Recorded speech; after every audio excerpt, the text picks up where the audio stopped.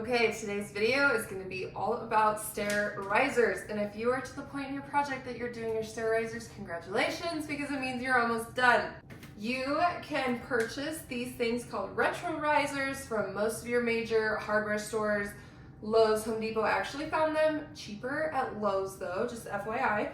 And they are two-sided, so there's a wood side for you brave souls that stained your stairs in actual wood color, and then there's a blank side. You could paint this. I'm actually planning on just leaving mine white. So in this video, I'm gonna go over how you fit these to your stair risers, since these are not going to perfectly fit, as well as what I'm going to do to finish them and make it nice, crisp, and clean. You are going to start this project by measuring every single stair, because each one is going to be slightly different. That's just how houses go. I did this one by one, so I would measure, mark it, cut it, and then make sure that it fit, and I would start over again on the next one. This project would be easiest if you have a table saw, but if you don't, like me, you can use a circular saw. If you are using a circular saw, I definitely wanted to cut the ends off first before I went through and marked out my measurements that I had made, just because the stair height was going to be the section that was longer to cut. Now, the tool that I am marking this with actually can hook on to your circular saw, and it can help you make perfect cuts. I just got lazy and decided to go ahead and free cut them, and it worked out okay. But there are tools like that you can hook to your circular saws that will make sure that you can do a really straight cut.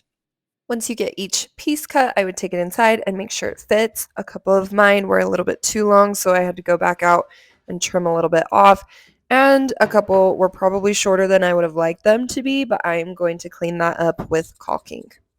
Once I had them all cut, I secured them with some wood glue, and then I went through with my brad nailer as well.